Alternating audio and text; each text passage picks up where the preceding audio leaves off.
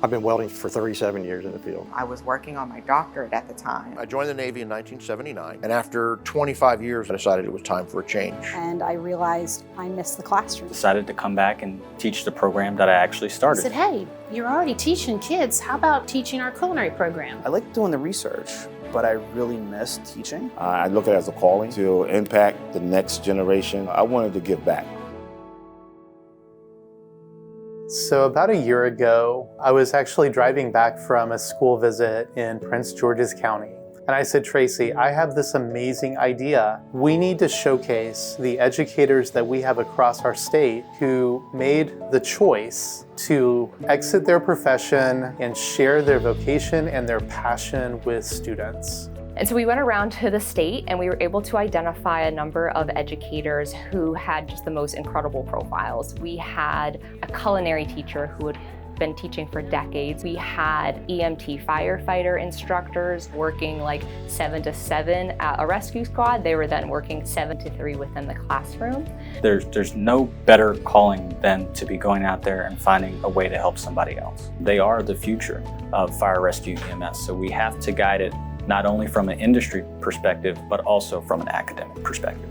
I teach college classes now also, and I work as an accreditation advisor for the American Culinary Federation. I like to see new things. I like to see what other states are doing, other students are experiencing, and bring all that knowledge back to my students. Our students are just so blessed to have so many different ways to think about what they want to be when they get older. And to have children in high school that were learning all of these kinds of things this early, and these kinds of programs just open children's eyes to what is possible. We are teaching the latest technologies, advancements, so things like gene editing through CRISPR, things that are small like pipetting, culturing bacteria, amplifying DNA through PCR. But I think what I really want the students to get out of this program is self-sufficiency. It is a chance to train the next generation in our skills that we learned so that this knowledge is not lost and these students can be successful. Maryland CTE teachers are both industry experts as well as leaders in pedagogy and in developing the talent pipelines of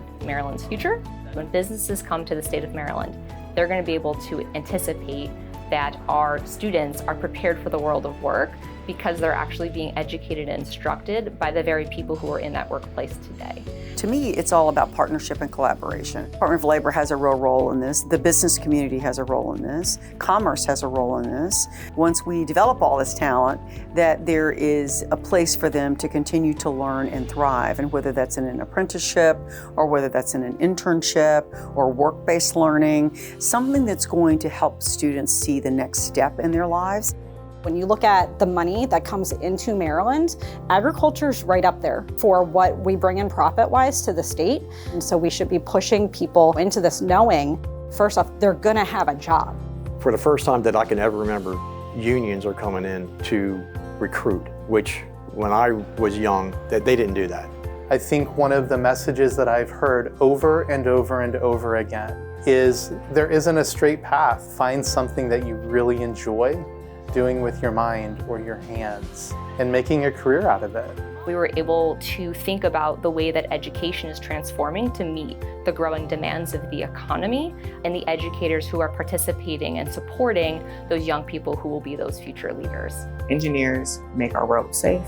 We make our world livable. It's a vital role that nobody ever thinks about. You don't think about who designs your roads, the house you live in, just your life and things you might not consider. Like letting them know that it's a lot more advanced than that. Our kids are learning skills that they can take into the workforce. Everyone has a router and they say, what's that?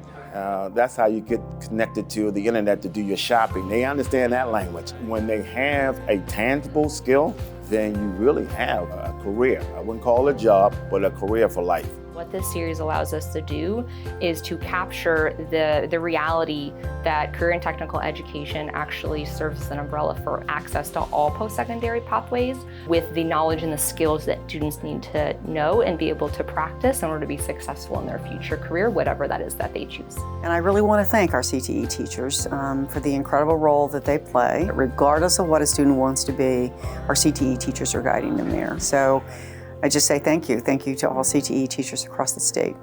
They are everywhere. We are CTE, and we are impacting the economic future of this state in the greatest pipeline that we have, high school students. And we do that every day.